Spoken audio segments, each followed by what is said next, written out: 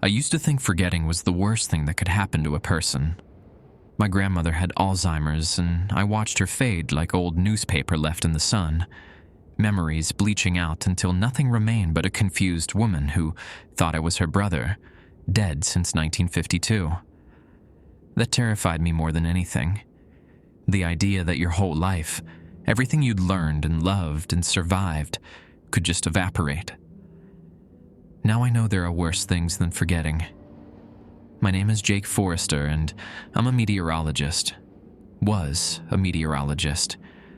I spent 12 years chasing storms across the Midwest, standing in hail the size of baseballs, laughing as tornadoes carved up the horizon.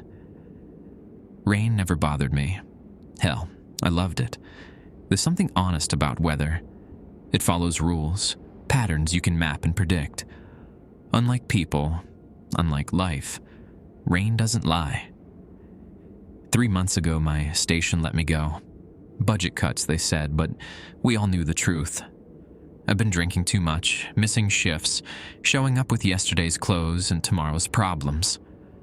My wife had left the year before, took our daughter to her sister's place in Vermont. I didn't fight her on it. What was I going to say? Will I get better? I've been saying that for 18 months. So I packed my truck, a beat-up Ford Ranger that smelled like wet dog and regret, and started driving. No destination, no plan, just west, always west, chasing the sunset like it owed me money. I'd sleep in rest stops, eat gas station burritos, wake up in a different state and keep going. Running for my life, I guess, though I told myself I was finding perspective. That's how I ended up in Wakefield, Colorado. I'd never heard of it. Population 847 according to the faded sign at the town limits, though that number looked like it hadn't been updated since the Reagan administration. It was one of those high country towns that time had politely declined to visit. A main street with more boarded windows than open businesses, houses that lean like drunks at last call, everything painted in shades of rust and dust. I stopped because my truck was coughing like a 2-pack-a-day smoker and I needed gas. Found the station that looked operational, pumped $30 of regular, and noticed something odd. The attendant kept glancing at the sky. Not casual glances, sharp, nervous checks, like a sailor reading storm signs. The sky was clear, not a cloud anywhere. "Storm coming?" I asked, trying to be friendly. He looked at me like I'd asked him to solve a calculus problem. "Forecast says rain tonight," he said. "You staying in town?" "Just passing through." "Good." He handed me my receipt. "If you're smart, you'll be gone before dark."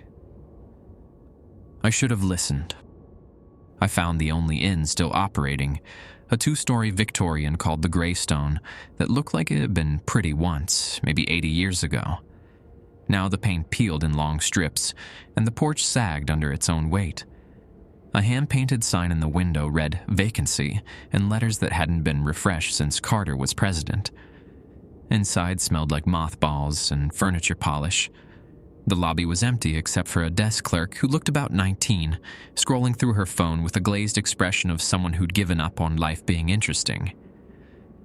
"Need a room," I said. She didn't look up. "How many nights?" "Just one, maybe 2. That got her attention. She studied me with sudden intensity, like I'd announced plans to rob the place. "You with the plant?" "What plant?" "Never mind." She slid a registration card across the desk. "$60 a night, cash only. Checkouts at 10. I filled out the card, paid, and she handed me a brass key attached to a wooden paddle with the number 7 burned into it. "Breakfast is 7 and 9, she said. "Don't drink the tap water. Use the bottles in your room." "Why not?" "Just don't." I was starting to think everyone in this town had taken the same class in cryptic warnings. My room was what you'd expect. Floral wallpaper from 1972, a bed that felt like sleeping on cardboard, a window that overlooked Main Street. I dropped my bag and stretched out, figuring I'd rest an hour before finding dinner. But sleep wouldn't come. Something about this place felt wrong, like a chord played slightly off key.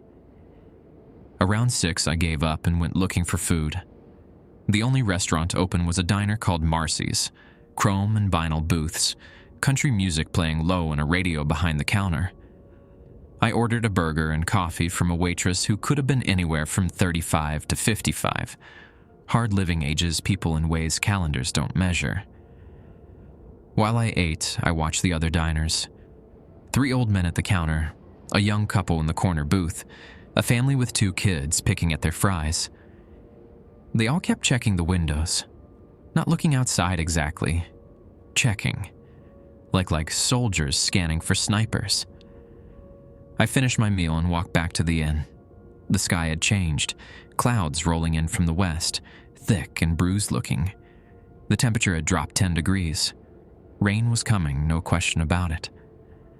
The lobby was dark when I entered. I was halfway to the stairs when a voice stopped me. "You want to be in your room before it starts."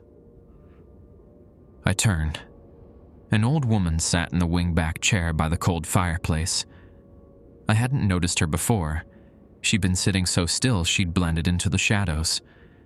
She wore a floral dress that might have been fashionable in 1960 and held her hands folded in her lap like she was waiting for a bus that would never arrive. "Before what starts?" I asked. "The rain." She tilted her head, studying me. "You're not from here." "Just passing through." "That's good. That's smart." She leaned forward slightly. "Listen to me, young man. When it rains, you stay inside. Lock your door. Don't open your windows. And whatever you do, don't let a single drop touch your skin." "Why not?" She stood, joints creaking, and shuffled toward the stairs. I thought she was going to ignore my question entirely, but at the bottom step she paused and looked back at me. "Because some things can't be washed off," she whispered. "Some things soak in too deep." Then she climbed the stairs, each step a small struggle, muttering something under her breath that sounded like prayer or curse. With her, I couldn't tell which. I stood in that dark lobby listening to the first drops hit the roof. Outside, through the window, I watched people hurrying down the sidewalk, coats pulled over their heads, running for their cars like the sky was falling. Maybe in Wakefield, Colorado. It was. The rain started at 7:47 p.m. I know because I was staring at the alarm clock on the nightstand, unable to sleep, when the first drops hit my window. Soft at first, tentative, like someone tapping to get your attention. Then harder. Within minutes it was coming down steady, that familiar drumming sound that usually put me right to sleep. But I wasn't sleeping. I was listening to the town. Doors slammed up and down the street. Car engines started and died. Someone shouted something I couldn't make out. Then silence. Complete, total silence except for the rain. I got up and went to the window. Main Street was empty. Not quiet. Empty. No cars, no pedestrians, no lights in any of the shops. Every window I could see was covered, curtains drawn tight or shutters pulled closed. The street lamps threw weak yellow circles onto the pavement, and the rain fell through them like static on an old television. This was wrong. Small town wrong. The kind of wrong that comes from shared secrets and collective guilt. I backed away from the window but didn't close the curtains. Part of me wanted to understand what everyone was so afraid of. Rain was rain. Water falling from clouds, following the same physical laws it had followed since the earth cooled. There was nothing to fear. But the old woman's words kept circling through my mind. Don't let a single drop touch your skin. Around 9, I heard footsteps in the hallway, quick and light, then a knock on my door. 3 sharp raps that made me jump. Hello? No answer. Another knock. I opened the door. The hallway was empty, but taped to the outside was a piece of paper, the kind you'd tear from a notebook, written in shaky handwriting. Stay away from the windows. I crumpled it and tossed it in the trash. Some kind of hazing ritual for tourists, probably. Small towns love their little games. But I moved away from the window anyway. At 10:23 p.m., the screaming started. High and thin, coming from somewhere south of the inn. A man's voice, I thought, though it was hard to tell through the rain and distance. It went on for maybe 30 seconds. Pure animal terror. The sound something makes when it's already too late for help. Then nothing. I stood in the middle of my room, every muscle tensed, waiting for sirens or voices or something. But the silence that followed was even worse than the scream. Like the whole town had heard it and decided collectively to pretend it never happened. I grabbed my jacket and headed for the door. This was insane. Someone was hurt, maybe dying, and everyone was just hiding in their rooms. I'd call the police myself if I had to. The lobby was pitch black except for a small lamp behind the desk. The clerk was gone. I pushed through the front door and stopped on the porch, rain hammering down 3 feet in front of me. The street was still empty. Water ran in rivers down the gutters, forming pools at the intersections. And standing at the corner, maybe 50 yards away, was a figure. A man, I realized. Just standing there in the middle of the downpour, arms at his sides, head tilted back like he was drinking it in. He wasn't moving, wasn't seeking shelter, just standing.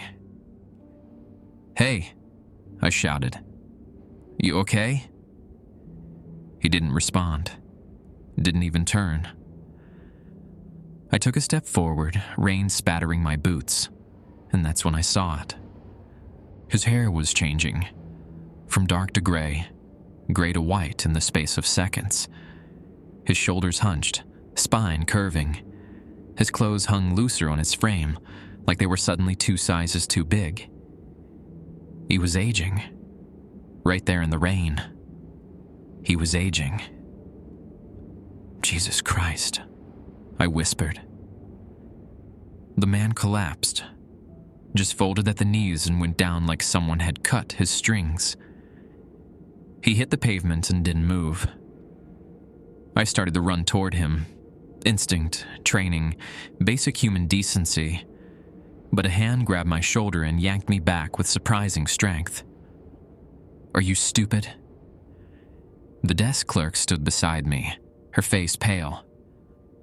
"Give inside. Now. That man needs help.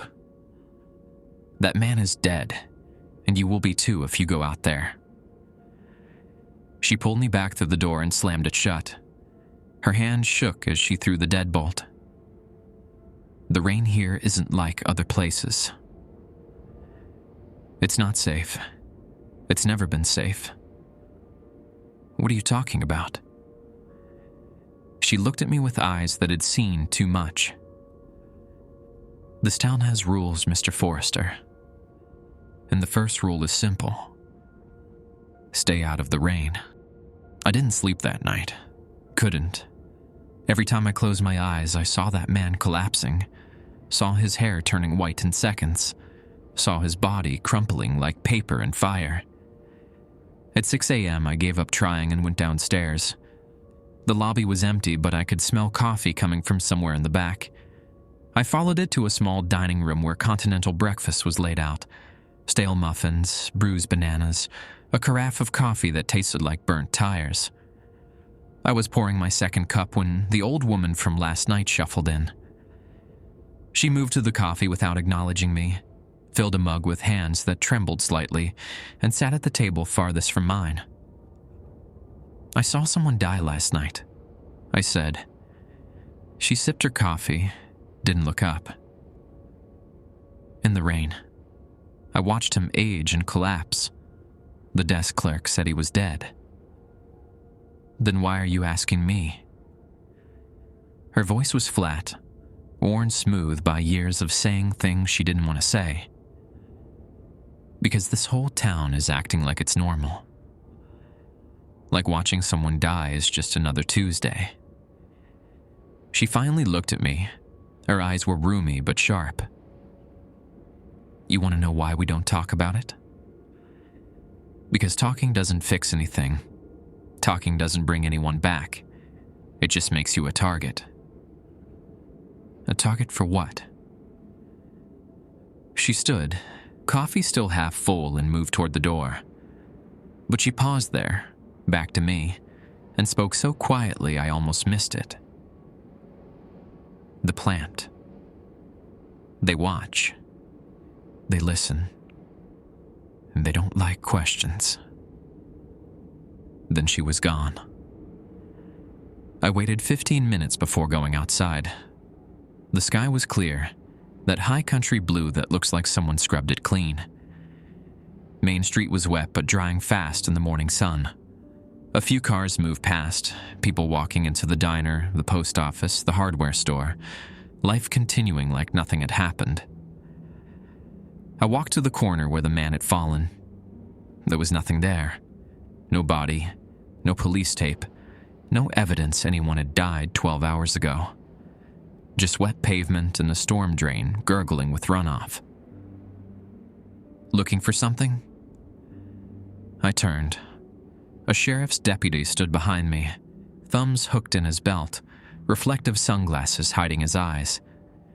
He was young, maybe 25, with a kind of clean-shaved face that belonged in a recruiting poster. "There was a man here last night," I said. "During the rain.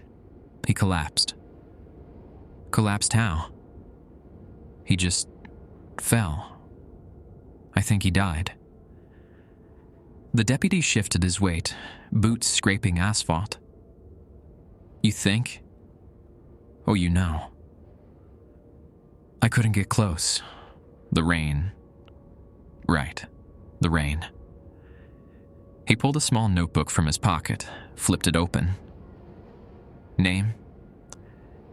"Jake Forrester." "You staying at the Greystone?" "Room 7.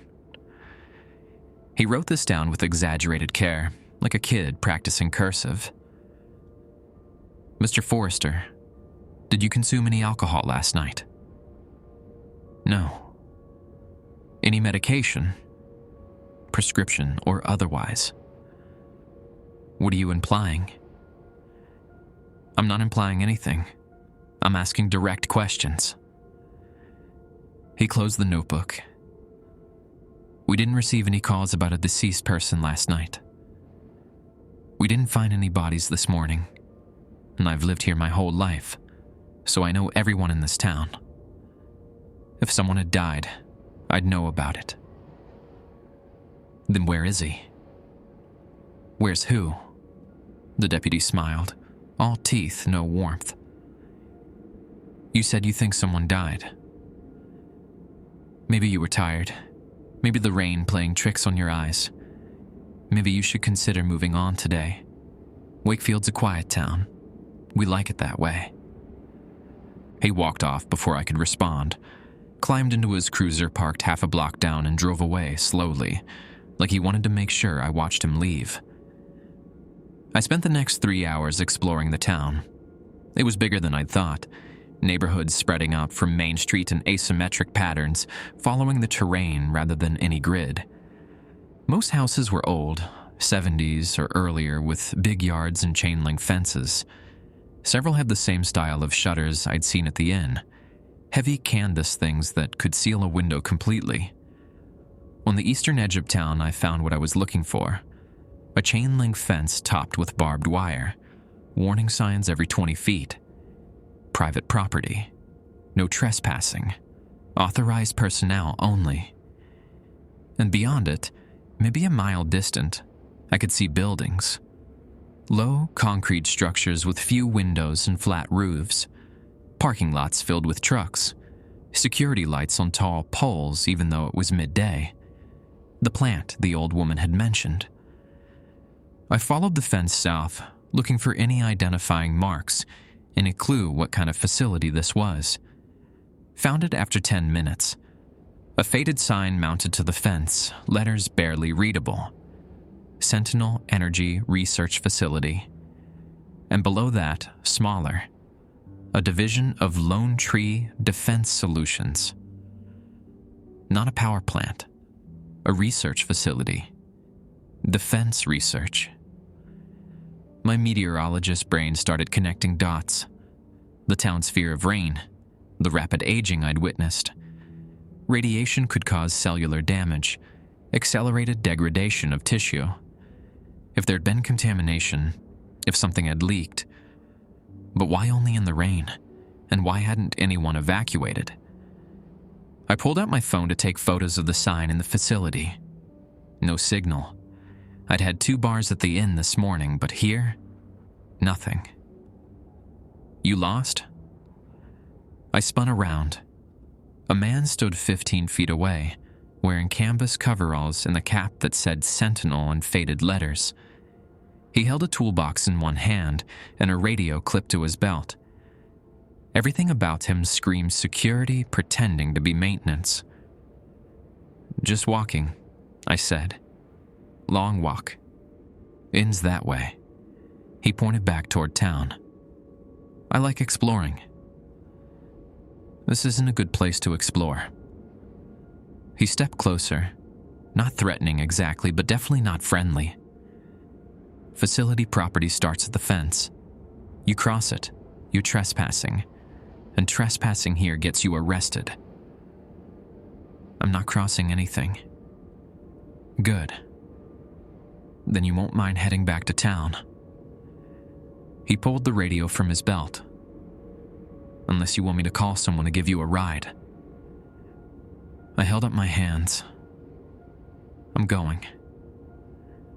I walked back the way I'd come, feeling his eyes on my back the whole way. When I finally glanced over my shoulder, he was gone. Just vanished like he'd never been there. Back at the inn, I borrowed the clerk's computer, claiming I needed to check email. She watched me like I might steal it, but she let me use it. I searched for Sentinel Energy Research Facility, found exactly 2 results. A bare-bones website with no real information, and the newspaper article from 1987 about the facility's construction, bringing jobs to Wakefield. Then I searched for nuclear accidents in Colorado, deaths from radiation, anything that might explain what I'd seen. Found nothing. Or rather, found articles that loaded halfway, then crashed the browser. Tried again. Same result. Someone didn't want this information accessible, which meant there was information to hide. I found the library by accident, walking off frustration after my computer search went nowhere. It was tucked between a closed hardware store and an insurance office, small enough I'd walked past it twice that morning without noticing. A hand-painted sign above the door read, "Wakefield Public Library," and through the window I could see shelves and the single desk with a reading lamp. The woman behind the desk looked up when I entered, mid-50s, gray hair pulled back, reading glasses on a chain around her neck. She marked her place in the paperback and smiled, the first genuine smile I'd seen in this town. "Can I help you?" "Just browsing. Maybe looking at local history." "Back corner, 3rd shelf." She gestured. "Not much there, I'm afraid. Most of our collection is fiction." I found the section she meant. 2 shelves of books about Colorado, mining history, a few photo albums documenting Wakefield's past. I pulled one album down and started flipping through. Pictures from the 50s and 60s.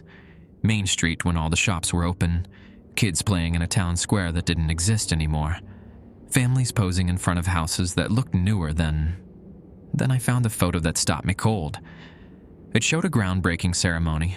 A dozen men in suits and hard hats, shovels posed in dirt, smiling for the camera. The caption read, "Sentinel Research Campus Construction, May 1977. Behind them, I could see the beginnings of the fence I'd found that morning. That's when everything changed, the librarian had said. I hadn't heard her approach. She stood beside me now, looking down at the photo with an expression I couldn't quite read. You know about the facility? I asked. Everyone knows about it. They built it promising jobs, economic growth, a future for Wakefield. She laughed, but it was bitter. Funny how futures work out. What kind of research do they do there? Officially? Energy solutions. That's what they told the town council. Clean power, sustainable futures, all the buzzwords. She pulled another album from the shelf, opened it to a specific page. This was taken 3 years after they opened. The photo showed Main Street during what looked like a parade, but something was off. The crowds were thin, and the people in the picture looked diminished somehow, older than they should be. A banner stretched across the street. Wakefield Fall Festival, 1980. Notice anything? She asked. I studied the faces. Then I saw it. A woman standing near the curb. I'd seen her in an earlier photo from 1977. 3 years should have changed her a little. Instead, she looked like she'd aged 15. The rain started that year, the librarian continued. Spring of 1980, April specifically. A freak storm that lasted 3 days. When it finally stopped, 12 people were dead. Just dropped where they stood. Died from what the coroner called sudden onset organ failure due to extreme aging. Which is medical speak for, we have no idea what happened. Radiation? That's what everyone thought. The facility denied it, said their safety protocols were beyond reproach, that they'd conducted thorough testing and found no contamination. She closed the album. But people kept dying. Every time it rained, someone died, sometimes 2 or 3 people. And the ones who survived, they aged, visibly, rapidly, lost 10 years in 10 minutes. Why didn't anyone leave? Some did. Maybe 40 families packed up and moved in the first year, but most stayed. She returned to her desk and I followed. Sentinel offered compensation, generous compensation. They bought up properties at twice their value, paid medical expenses, set up a fund for survivors, and they made it clear that anyone who talked publicly about what was happening would lose everything. She pulled a file from her desk drawer, slid it across to me. Inside were newspaper clippings, not from local papers, but from Denver, Grand Junction, even the New York Times. Articles about mysterious deaths in Wakefield, radiation concerns, EPA investigations. But all the articles ended the same way. Investigations found no evidence of contamination, deaths attributed to natural causes or pre-existing conditions. They control the narrative, she said. Own the local paper, influence the county sheriff, probably have people in state government. And they monitor everything. Internet searches, phone calls, anyone asking too many questions. Then why are you telling me this? Because you're leaving. She said it simply, matter of fact. You're a tourist who got caught in something you don't understand. You'll drive out of here today or tomorrow and forget all about Wakefield. What if I don't want to forget? Then you're a fool. She leaned forward, and for the first time I saw real fear in her eyes. My husband was a mechanic. Good man, never bothered anyone. 5 years ago, he started asking questions, trying to get soil samples tested, talking about lawsuits. They found him in his garage with his wrist cut. Suicide, the sheriff said. Except my husband was left-handed, and the cuts were on his left wrist, made by a right hand. I'm sorry. Sorry doesn't bring him back. Sorry doesn't stop the rain. She stood, began reshelving books with sharp, angry movements. You want to know the worst part? It's not an accident. The rain, the aging, it's intentional. Sentinel isn't researching clean energy. They're weaponizing time. What?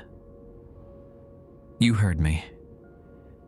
They figured out how to accelerate cellular decay through atmospheric contamination.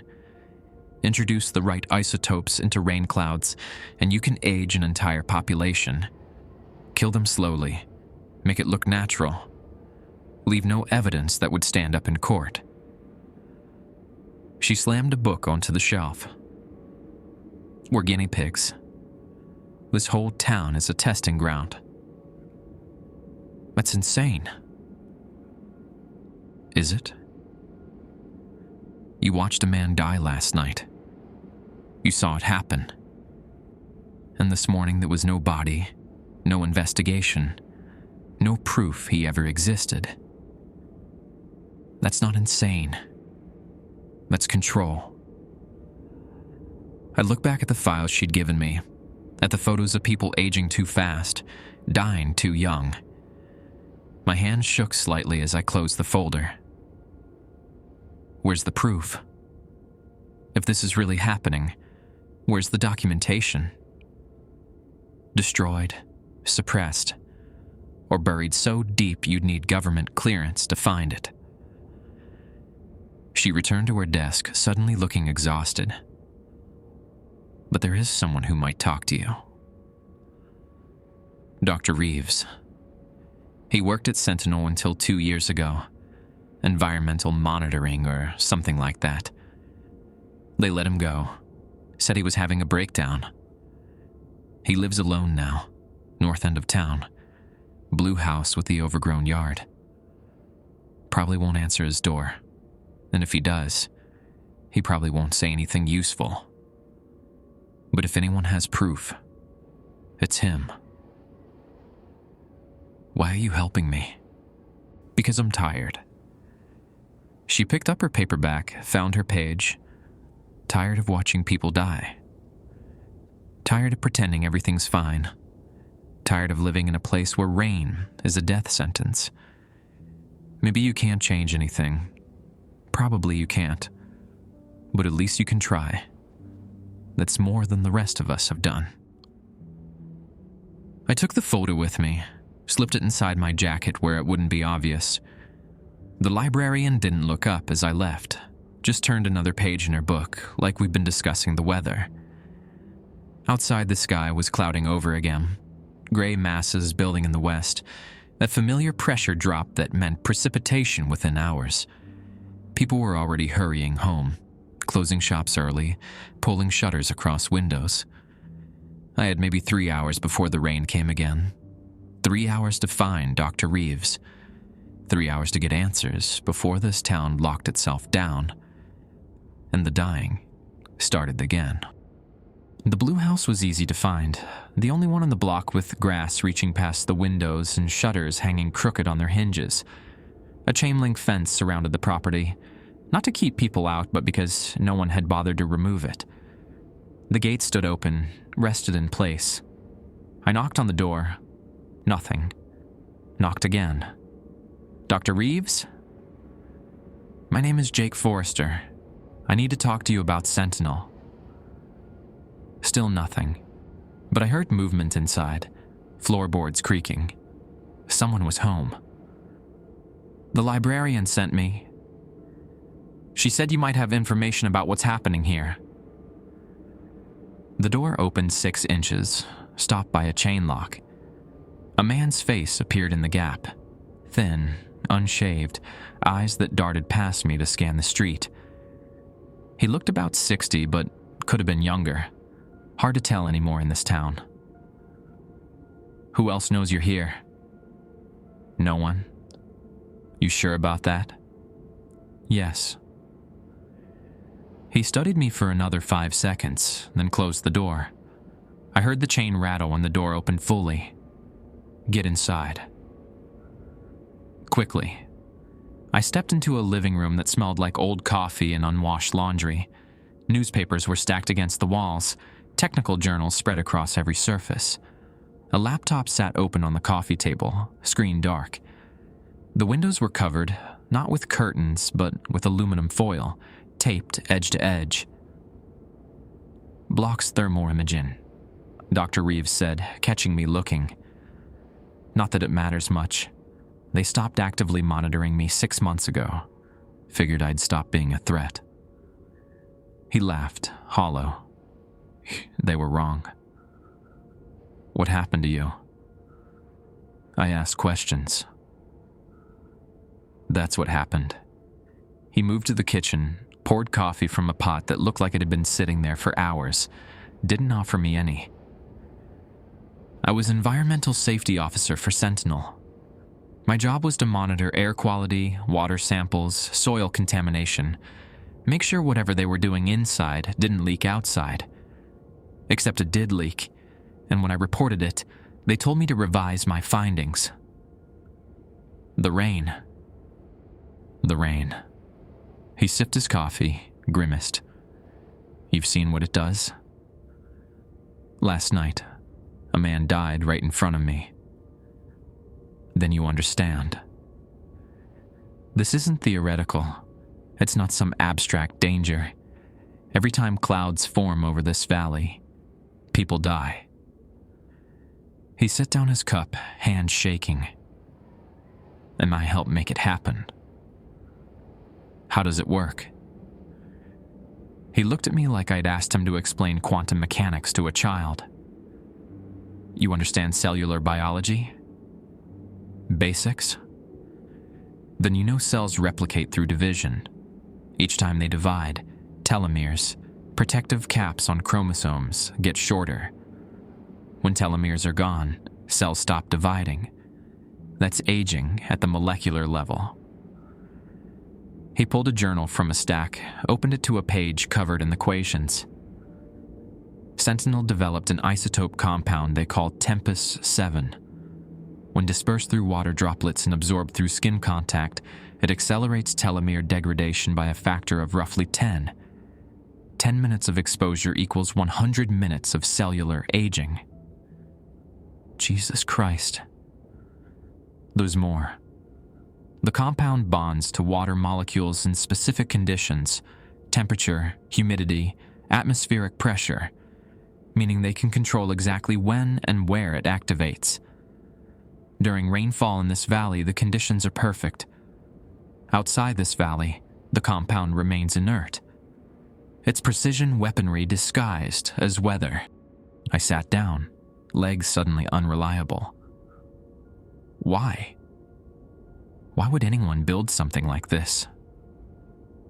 Because wars are expensive, and bodies create bad publicity. He laughed again, that same hollow sound. Imagine aging an enemy population to death. No bombs, no bullets, no international outrage, just rain that kills. Strategic precipitation. They could deploy it anywhere.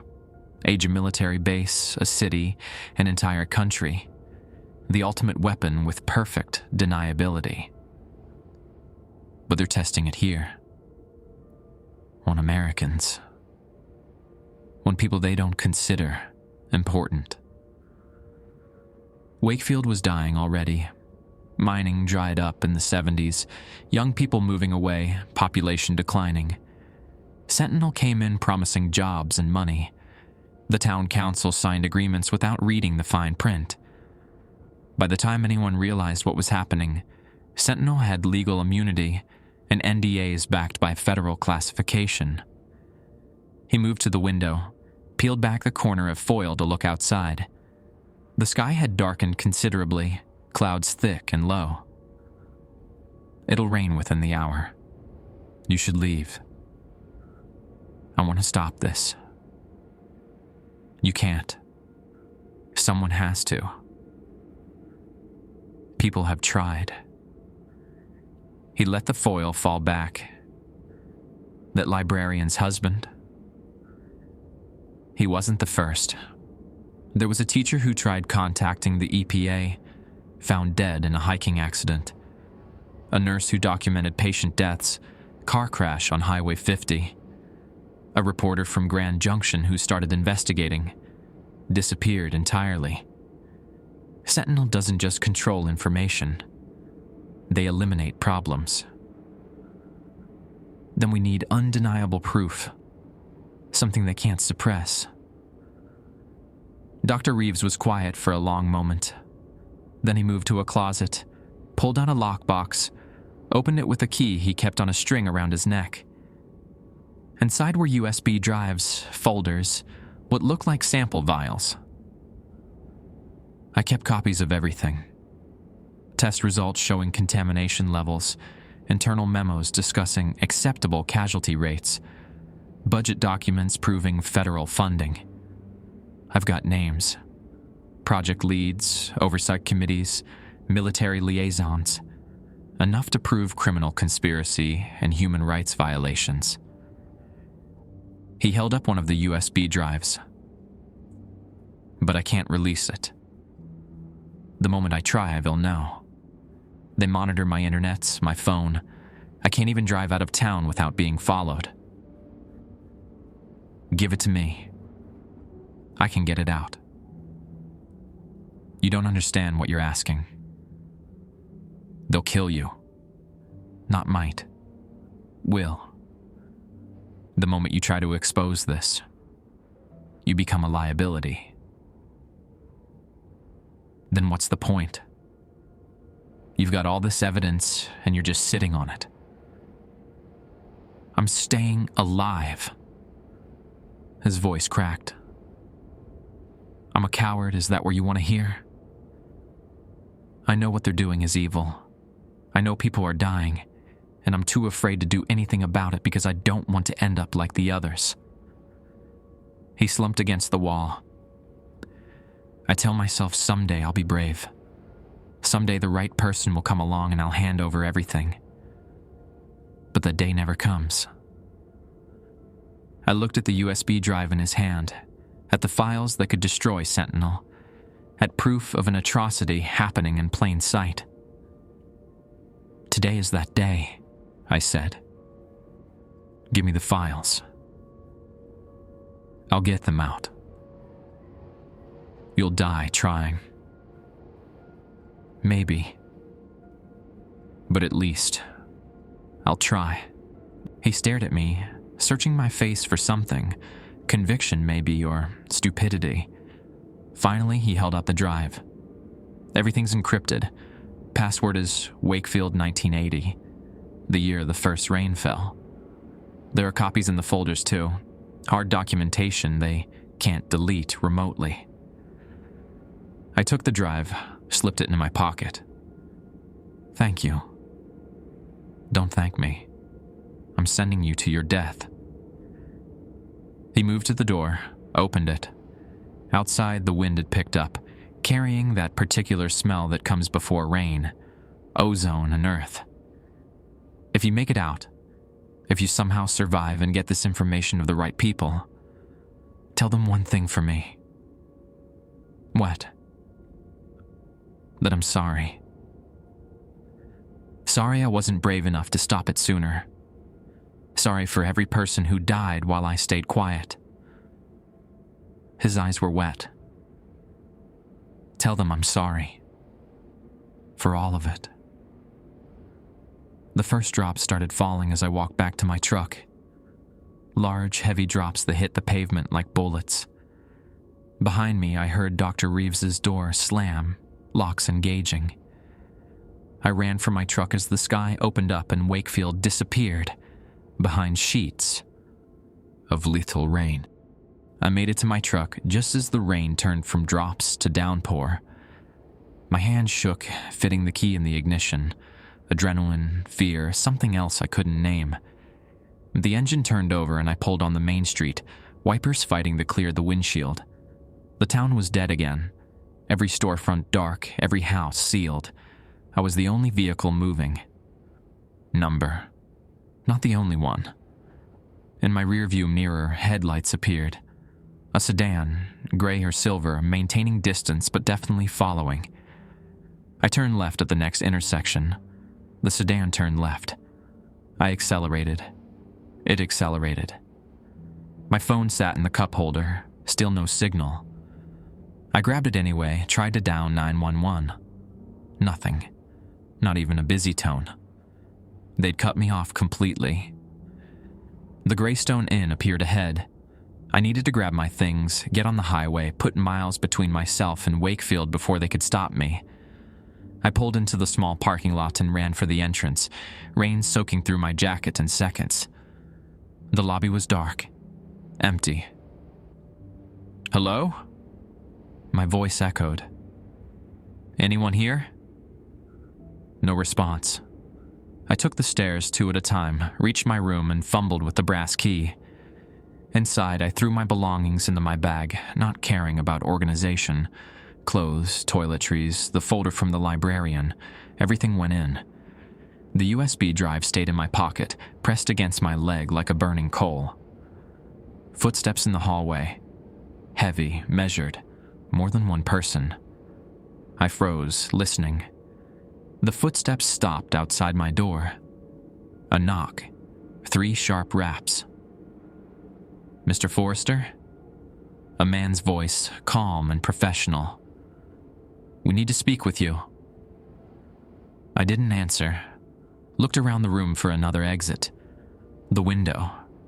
I could try the fire escape, except there wasn't one. This building hadn't been up to code in 50 years. "We know you visited Dr. Reeves. We know what he gave you." The doorknob rattled. "Please open the door. We're not here to hurt you. We just need to talk." Like hell, they just wanted to talk. I grabbed the desk chair and wedged it under the doorknob. It wouldn't hold long, but it might buy seconds. "Mr. Forrester, you're making this harder than it needs to be." The window. I had no choice. I unlocked it, pushed it open. Rain blew in immediately, and I leaned out to look. The drop was maybe 15 feet to the alley below. Manageable if I hung from the sill first. The door shuttered. They were forcing it. I threw my bag out the window, heard it hit pavement. Then I climbed through, fingers gripping the wet sill, legs dangling. For a moment I hung there, rain pelting my face, wondering if this was how I'd die, falling and breaking my neck in some forgotten Colorado town. I let go, hit the ground hard, rolled, felt something in my ankle twist. Pain shot up my leg, but I grabbed my bag and limped toward my truck, still parked in front. Behind me I heard shouting, the crash of my door giving way. I reached the truck, threw the bag in the passenger seat, climbed in. The ankle screamed, but I pressed the gas and the truck lurched forward. The gray sedan was blocking the exit. I reversed, tires spinning on wet pavement, and swung around toward the back alley. The sedan followed, headlights filling my mirrors. I turned onto a side street, another, trying to lose them in Wakefield's maze of residential blocks. But they knew these streets. I didn't. I found myself on a dead-end road. Fence property ahead, nowhere to go. The sedan pulled in behind me, boxing me in. 2 men got out, the same deputy from that morning and another man in civilian clothes. They approached from both sides. The deputy knocked on my window. "Step out of the vehicle, please." I stayed where I was, hands on the wheel. Tried the phone again. Still nothing. "Mr. Forrester, we can do this easy or hard. Your choice." The civilian moved to the passenger door, tried the handle. Locked. He pulled something from his jacket, a tool, maybe a lockout kit. He was going to break in. I made a decision. Threw the truck in reverse and hit the gas. The truck slammed into the sedan's front bumper, metal crunching. The deputy jumped aside. I shifted the drive and cranked the wheel, tires finding purchase on grass and somehow squeeze past them, scraping the fence but making it through. Back on the street, I floored it, heading for the highway. The truck shook at 50, 60, 70. The sedan was behind me again, but I had a lead. The town minute sign flashed past. Highway 50 stretched ahead, gray and empty. I might actually make it. Then I saw them. 2 more vehicles, both sedans, pulling onto the highway from side roads. They formed a line across both lanes, blocking the road completely. I hit the brakes. The truck fishtailed, tires screaming, and I barely stopped before hitting them. Rain hammered the windshield. Through it, I saw men getting out of the sedans. 4, maybe 5. They moved toward me with the coordination of people who'd done this before. I grabbed the USB drive from my pocket, looked around frantically. Hide it somewhere, anywhere. Under the seat? They'd search there. The glove box? Same problem. A knock on my window. One of the men stood there, young, professional, wearing a raincoat that didn't protect him so much as identify him as someone immune to Wakefield's rain, someone from Sentinel. Engine off, Mr. Forrester. Hands where we can see them. I looked at the USB drive in my palm. All that evidence, all those deaths documented and explained, and no way to get it out. They took me to the facility. Not roughly, that surprised me. The man in the raincoat opened my door, asked me politely to step out, and when I hesitated, he simply waited, like he had all the time in the world. Maybe he did. "The drive, please," he said, holding out his hand. I gave it to him. What choice did I have? 5-armed then, middle of nowhere, rain falling hard enough to age me to death in minutes if I tried to run. They put me in one of the sedans. The deputy drove. The man in the raincoat sat beside me in the back, the USB drive now in a sealed plastic bag in his lap. We didn't speak. Rain drummed on the roof like fingers on a coffin lid. The facility was bigger up close. Concrete walls, narrow windows with bars, security cameras mounted at every corner. We pulled into an underground garage where the rain couldn't reach. Fluorescent lights buzzed overhead. The air smelled like motor oil and something chemical I couldn't identify. They led me through corridors painted institutional beige, past locked doors with keypads and warning signs. We entered a conference room. Long table, wheeled chairs, a projector screen on one wall. The man in the raincoat gestured to a seat. "Sit." I sat. 2 men took positions by the door. The deputy left. The man in the raincoat remained standing. "My name is Collier," he said. "I'm head of security for Sentinel Research. Do you know why you're here?" "Because I found out what you're doing." "Partially correct. You're here because you took something that doesn't belong to you." He held up the USB drive. "Property of Lone Tree Defense Solutions. Classified material stolen by a terminated employee.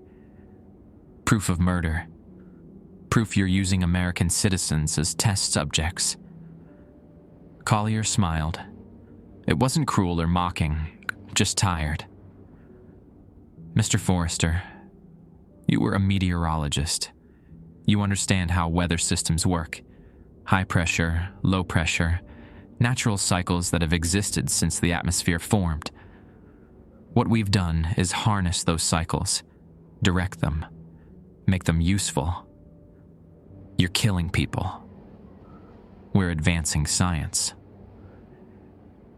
Every breakthrough requires sacrifice. The Manhattan Project killed people. So did the space program. So does every military research initiative. But those sacrifices serve a greater purpose. These people didn't volunteer.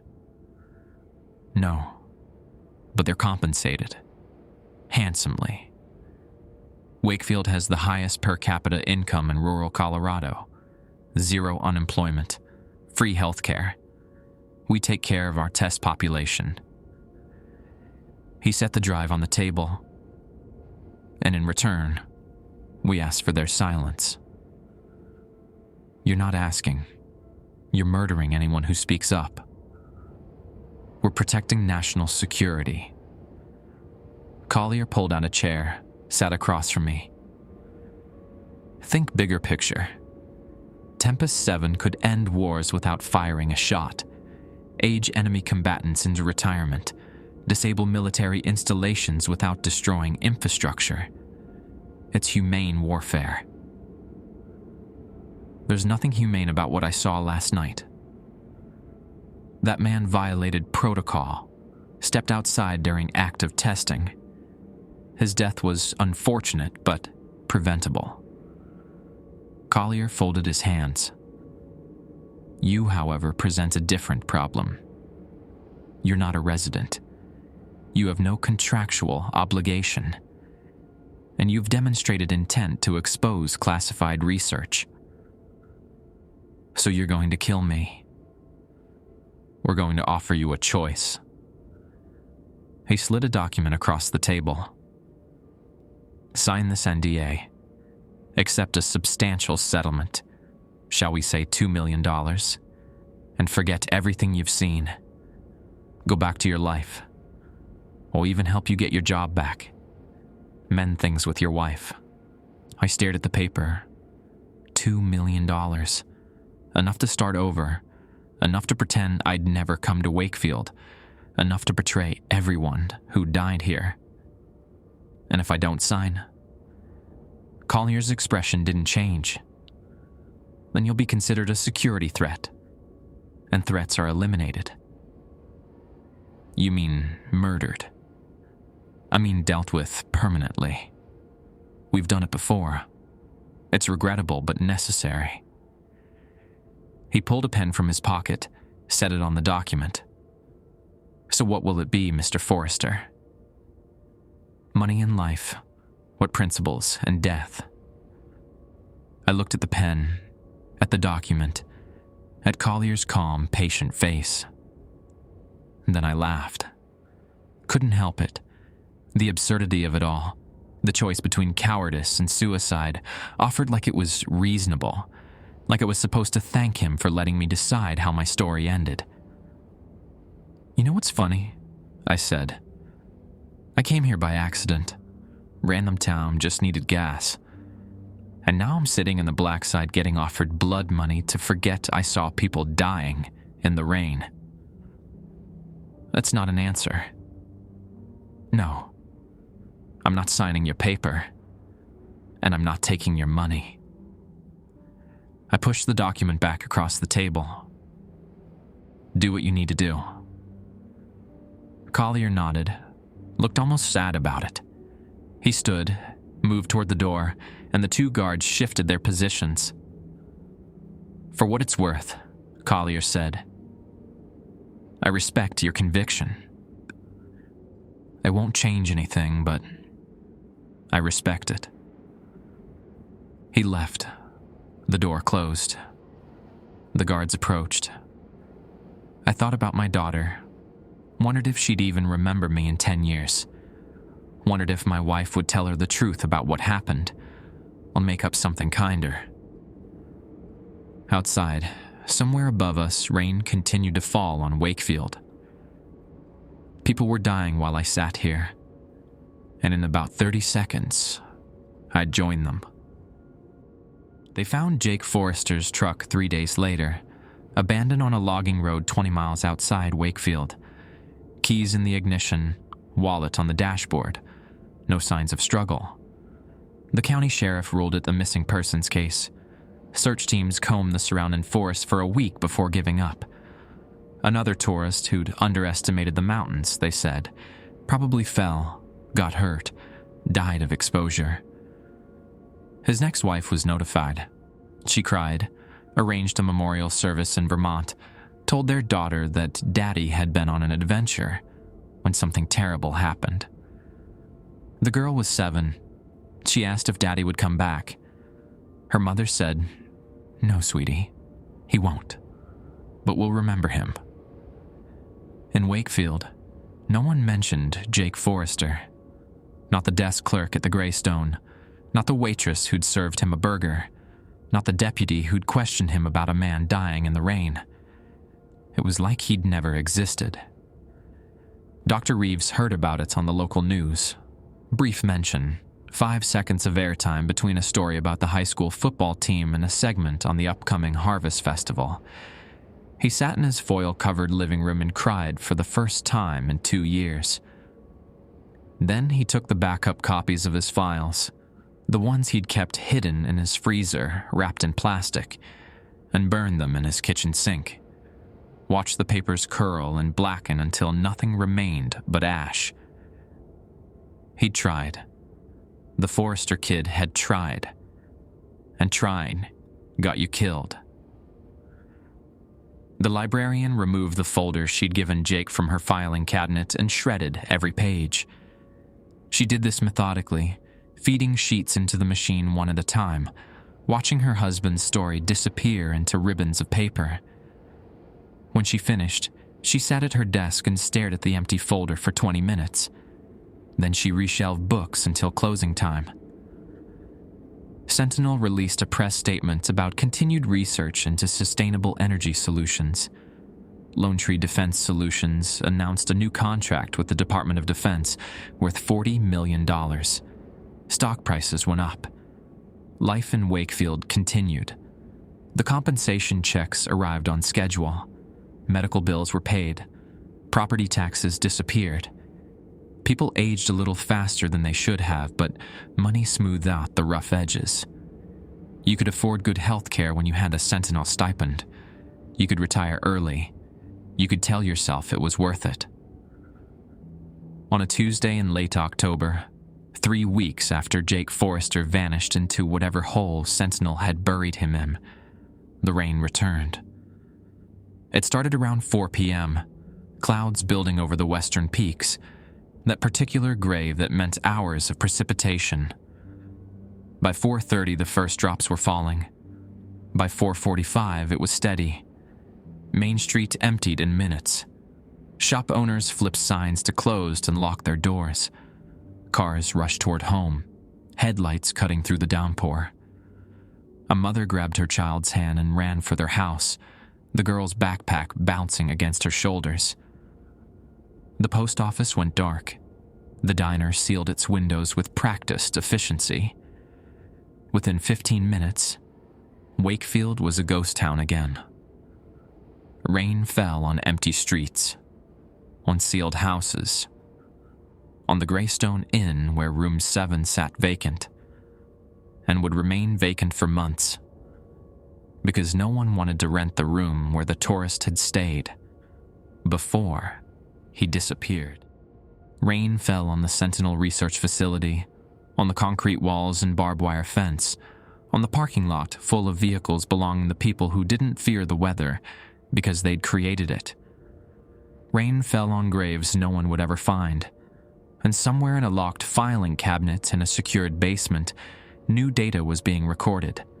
Test results, casualty projections, refinements to Tempest 7. The research continued. It always did.